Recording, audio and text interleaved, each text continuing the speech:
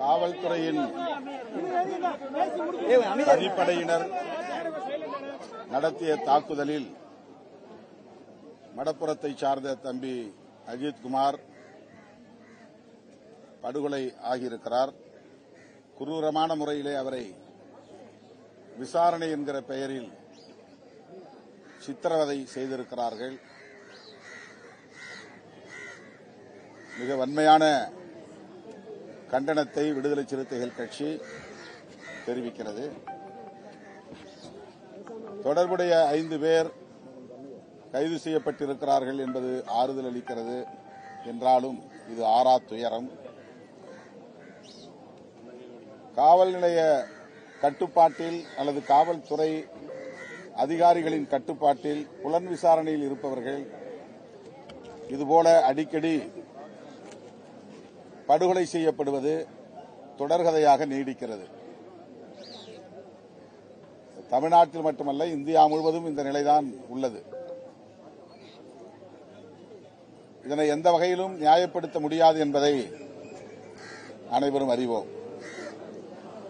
மாண்புமிகு முதலமைச்சர் அவர்கள் உடனடியாக இதிலே தலையிட்டு உரிய நடவடிக்கை எடுத்திருக்கிறார் என்பதும் நமக்கு ஆறுதலை தருகிறது.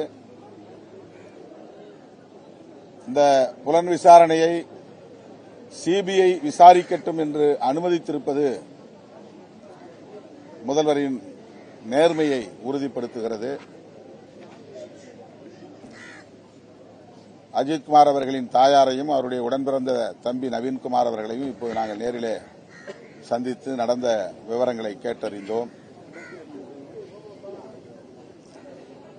எஃப்ஐஆர் பதிவு செய்யப்படாத ஒரு வழக்கில் காவல்துறையினர் புலன் விசாரணையே தொடங்கக்கூடாது என்பதுதான் சட்டம். எஃப்ஐஆரே இல்லாத ஒரு வழக்கில் ஒரு நபரை எந்த அடிப்படையிலே புலன் விசாரணை என்கிற பெயரால் இந்த கொடூரத்தை அரங்கேற்றினார்கள் என்பது அதிர்ச்சி அளிக்கிறது. வழக்கமாக காவல் நிலையத்தில் உள்ள சட்டம் ஒழுங்கு மற்றும் குற்றப்பிரிவின் ஆய்வாளர் முதலில் இந்த புகாரை பெற்றிருக்கிறார். சிஎஸ்ஆரை தந்திருக்கிறார். எந்த முகாந்திரமும் இல்லை என்பதனால் வீட்டுக்கு அனுப்பியிருக்கிறார். அவர் எந்த எஃப்ஐஆரும் போடல. புகாரை பெற்றுக் கொண்டதற்கான ரசீது மட்டும்தான் தந்திருக்கிறார். அதன் பிறகு டிஎஸ்பி தலைமையிலான தனிப்படையினர் எந்த அடிப்படையிலே இந்த வழக்கை புலன் விசாரணைக்கு எடுத்துக் கொண்டார்கள்? எஃப்ஐஆரே இல்லை. இதுவே ஒரு அத்துமீறல். அதன் பிறகு இப்படிப்பட்ட கொடூரமான தாக்குதலை நடத்தி படுகொலை செய்திருக்கிறார்கள். உச்சநீதிமன்ற நீதிபதிகள் கார்குண்டே, வி.ஆர். கிருஷ்ணய்யர் போன்றவர்கள் காவல்துறையினரை குறித்து சொன்ன கருத்துக்கள் இன்றைக்கும் உச்சநீதிமன்ற ஆவணங்களில் அப்படியே பதிவாகி இருக்கின்றன. காவல்துறையினர் சட்டப்பூர்வமாக அங்கீகரிக்கப்பட்ட ரவுடிகள் என்று பதிவு செய்திருக்கிறார்கள். இது திருமாவளவன் சொல்லுகிற கருத்தல்ல, உச்சநீதிமன்ற நீதிபதிகளே சொல்லியிருக்கிறார்கள். அந்த அளவுக்கு தேசிய அளவில் காவல்துறையினரின் அதிகார ஆணவம் என்பது அவ்வப்போது வெளிப்பட்டிருக்கிறது. அவர்களை மனித உரிமை உணர்வுள்ளவர்களாக விழிப்புணர்வு பெறச் செய்ய வேண்டும் என்ற வழிகாட்டுதல்கள் தரப்பட்டிருக்கின்றன. அது மட்டுமில்லாமல் ஒரு புலன் விசாரணையை காவல்துறையினர் எவ்வாறு நடத்த வேண்டும் என்பதற்கு 11 கட்டளைகளை உச்சநீதிமன்றம் வரையறுத்திருக்கிறது. விசாரிக்கக்கூடியவர்கள் யார் என்கிற அடையாளத்தோடு யூனிஃபார்ம் இருக்கணும், அவங்க பெயர் இருக்கணும், என்ன வழக்குக்காக விசாரிக்கிறோம் என்கிற தகவலை சொல்லணும் போன்ற 11 கட்டளைகள் பிறப்பித்திருக்கிறார்கள். உச்சநீதிமன்றத்தின் இந்த வழிகாட்டுதல்களை எந்த காவல்துறையை சார்ந்த அதிகாரிகளும் பின்பற்றுவதில்லை. எந்த வழக்காக இருந்தாலும் புலன் விசாரணையின் போது இப்படித்தான் செயல்பட வேண்டும் என்கிற வரையறைகளை இவர்கள் பின்பற்றுவதே இல்லை. இந்த வழக்கில் விசாரித்த 5 பேருமே யூனிஃபார்ம் இல்லை, சீருடை அணியவில்லை. யாரோ வழிப்போக்கர்களைப் போல, கூலிப்படை கும்பலைப் போல திடுமென அவர்களை வந்து தூக்கி சென்றிருக்கிறார்கள். இந்த வழக்கிலே எந்த தொடர்பும் இல்லாத அஜித்குமாரின் தம்பி நவீன்குமாரையும் கொண்டு போயிருக்கிறார்கள். பல மணி நேரம் வைத்து விசாரணை என்கிற பெயரால் அவரை அச்சுறுத்தியிருக்கிறார்கள். அவரையும் அடித்திருக்கிறார்கள், தாக்கியிருக்கிறார்கள். எனவே இது வெறும் போலீஸ் எக்சஸ் என்ற சொல்லுக்குள்ளே சுருக்கிவிட முடியாது. இது ஒரு ஸ்டேட் டெரரிசம், அரச பயங்கரவாதம். இதனை மிக வன்மையாக கண்டிக்கிறோம். முதல்வர் அவர்கள் நவீன்குமாருக்கு அரசு பணி வழங்கப்படும் என்கிற உறுதியை அளித்திருக்கிறார். வாடகை வீட்டிலே குடியிருக்கிற கணவரை இழந்த அந்த தாய்க்கு ஆறுதல் அளிக்கிற வகையிலே அரசு வீட்டுமனை பட்டா வழங்கும், வீடு கட்டித்தரும் என்கிற உறுதியையும் மாவட்ட ஆட்சியர் வழங்கியிருப்பதாக சொன்னார்கள். அத்துடன் அஜித்குமாரின் குடும்பத்திற்கு தமிழ்நாடு அரசு 1 கோடி ரூபாய் இழப்பீடு வழங்க வேண்டும் என்று விடுதலை சிறுத்தைகள் கட்சியின் சார்பிலே வலியுறுத்துகிறோம். எத்தனை கோடிகளை கொடுத்தாலும் ஒரு உயிரை மீட்க முடியாது. ஆகவே அரசு திராவிட முன்னேற்றக் கழகத்தின் சார்பில், கட்சி சார்பிலே இழப்பீடு தொகை வழங்கப்பட்டிருக்கிறது என்றாலும் கூட அரசு அஜித்குமாரின் குடும்பத்திற்கு இழப்பீடு வழங்க வேண்டும் என்று வலியுறுத்துகிறோம். இந்த வழக்கை விரைந்து விசாரிக்க வேண்டும், பிணையில் வெளிவிடாமல் விசாரிக்க வேண்டும், காலம் தாழ்த்தாமல் விசாரித்து நீதி வழங்க வேண்டும் என்றும் காவல்துறையின் அமைச்சராகவும் இருக்கிற நம்முடைய மாண்புமிகு முதலமைச்சருக்கு விடுதலை சிறுத்தைகள் கட்சி வேண்டுகோள் விடுக்கிறது. சட்டபூர்வமான நடவடிக்கை எடுத்திருக்காருன்னு சொன்னீங்க, ஆனால் நீதிமன்ற கொட்டுதலுக்கு பிறகுதான் அந்த நடவடிக்கை எடுக்கப்பட்டிருக்கிறது அப்படின்ற ஒரு குற்றச்சாட்டு வச்சிருக்காங்க. எப்படி இருந்தாலும் முதல்வர் இதிலே நேரடியாக தலையிட்டு இருக்கிறார், நடவடிக்கை எடுத்திருக்கிறார். சிபிஐ விசாரிக்கட்டும் என்று விசாரணையை தமிழ்நாடு காவல்துறையின் கட்டுப்பாட்டுக்குள்ளே வைத்துக் கொள்ளாமல் ஒன்றிய அரசின் கட்டுப்பாட்டில் இருக்கிற மைய புலனாய்வுத்துறையின் விசாரணைக்கு அனுமதித்திருக்கிறார் என்பது ஒரு புதிய நடைமுறை.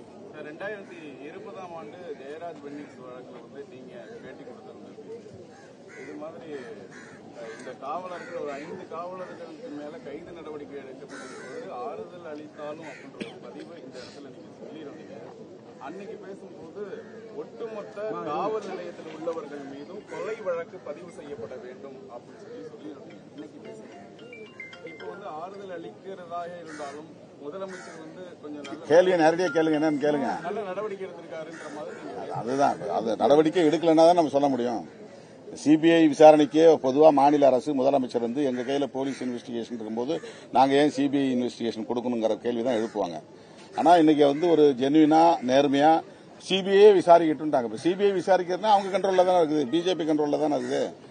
அப்படி குற்றவாளிகள் யாராக இருந்தாலும் அந்த ஸ்டேஷன்ல இருந்தவங்க, இது வந்து ஸ்டேஷன்ல இருந்த லா அண்ட் ஆர்டர் போலீஸ் இதுல தலையிடல, இன்ஸ்பெக்டர் தலைமையிலான கிரைம் பிரான்ச் இதுல தலையிடல, டிஎஸ்பி தலைமையில் இருக்கிற ஒரு ஸ்பெஷல் டீம் தான் கேஸை எடுத்திருக்காங்க. அவங்க கைது செய்யப்பட்டிருக்காங்க. அவங்க பின்னால யார் இருந்தாலும் அவங்க அத்தனை பேரும் இந்த வழக்கில் இணைக்கப்படணும். அது நமக்கு எந்த மாற்று கருத்தும் கிடையாது. காவல்துறை வந்து கையில் எடுத்திருக்கிற முதலமைச்சருடைய கட்டுப்பாட்டில் இருக்கிற காவல்துறை வந்து அவர் மீறி நடக்குது அப்படின்னாக்கா அந்த காவல்துறை கட்டுப்படுத்துறதுக்கான அவர் வந்து தோல்வி அடிச்சுட்டாரா? அது உங்களுடைய கருத்து. எல்லா ஆட்சியிலும் நடக்குது, எல்லா மாநிலங்களிலும் நடக்குது, யார் முதலமைச்சராக இருந்தாலும் நடக்குது. நான் இருந்தாலும் கூட அப்படிதான் இந்த காவல்துறையினுடைய போக்கு இருக்கும் அப்படிங்கிறது. அவங்களுக்கு வந்து ஒரு சென்சிட்டைசேஷன் ப்ரோக்ராம் வந்து இல்ல. ஹியூமன் ரைட்ஸை பத்தி எந்த விதமான விழிப்புணர்வும் காவல்துறை சார்ந்தது கிடையாது. அடிச்சா உண்மையை சொல்லுவான், உண்மையை ஒத்துக்குவாங்கிற மாதிரி அவங்களுக்கு ஒரு மைண்ட் செட்டை உருவாக்கி வச்சிருக்காங்க. கொடூரமான வதைகளின் மூலமாக. ஏன்னா நானே அந்த மாதிரியான விசாரணைக்கெல்லாம் உட்படுத்தப்பட்டிருக்கிறேன். என்னெல்லாம் வல்கரா பேசியிருக்காங்க போலீஸ், மிக கடுமையா பேசியிருக்காங்க. துப்பாக்கியை காட்டி வாயில வச்சு உன்னை ஷூட் பண்ணிடுவோம்லாம் மிரட்டியிருக்காங்க. இது வந்து காவல்துறைக்கு உள்ள ஒரு பயிற்சி முறையா இருக்கு. இது ஒரு பயிற்சி முறையா இருக்கு. அவனை வந்து ரொம்ப கடுமையா அட்ராசிட்டி பண்ணாக்க உண்மையை ஒத்துக்குவான் அப்படிங்கிற மாதிரி. அப்படி வந்து இவன் திருடி இருந்தானாக்கா இதுக்கு முன்னாடி எந்த ப்ரீவியஸ் கேஸும் கிடையாது. இவன் ஒன்னும் ஹேபிச்சுவல் அஃபெண்டர் கிடையாது. அவன் மேல எந்த விதமான வழக்கும் கிடையாது. முதல் முறையா ஒரு தப்பை பண்ணியிருந்தாலும் கூட முதல் முறையா 1.5 மணி நேரம் 2 மணி நேரம் வச்சு அடிக்கும் போதே உண்மையை சொல்லியிருப்பான். ஆனா அதுக்கு பிறகும் கொண்டு போய் வச்சு இரவெல்லாம் அவனை அச்சுறுத்தி அவங்க தம்பி அழைச்சிட்டு வந்து அவனையும் சேர்த்து அவன் முன்னால் அடிச்சு உங்க அம்மா மேல கஞ்சா கேஸ் போட்டுருன்னு சொல்லிலாம் பயமுறுத்தி இப்படிலாம் பண்ணிருக்கிறாங்க. இந்த உண்மையை வரவழைப்பதற்கு இதுதான் ஒரு வழி என்று காவலர்களுக்கு கொடுக்கப்படுகிற இந்த பயிற்சி முறைதான் இதுக்கு காரணம். காவலர்களுக்கு அடிப்படையில் மனித உரிமை குறித்த விழிப்புணர்வு பயிற்சி தேவைப்படுகிறது. அதுதான் நான் தொடர்ந்து ஆரம்பத்திலிருந்து சொல்லிட்டு இருக்கேன். எந்த கட்சி ஆட்சியில் இருந்தாலும் இதுல என்ன இருக்குது, போலீஸ் எக்ஸஸ் வந்து ஏடிஎம்கே பீரியட்ல வேற மாதிரி நடக்கும், டிஎம்கே பீரியட்ல வேற மாதிரி நடக்கும்லாம் ஒன்றும் கிடையாது. போலீஸ் தான் எப்பவுமே. எந்த சாதியா இருந்தாலும் எந்த மதமா இருந்தாலும் அப்படிதான் அவங்க நடந்துக்கிறாங்க. அவங்களுக்கு இதுதான் வந்து பயிற்சி முறையா இருக்குது. அதனால்தான் பியூரோக்ராட்டுக்குன்னு ஒரு கேரக்டர் இருக்குங்கிறத நான் திரும்ப திரும்ப சொல்றேன்.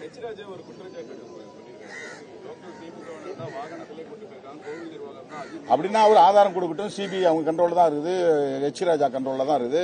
சிபிஐ கிட்ட சொல்லட்டும், திமுக பின்னணி இருக்கு அப்படின்னு சொன்னாக்கா அவங்க கைது செய்யப்படட்டும். அதுல வந்து யாருக்கும் மாற்று கருத்து இல்லை.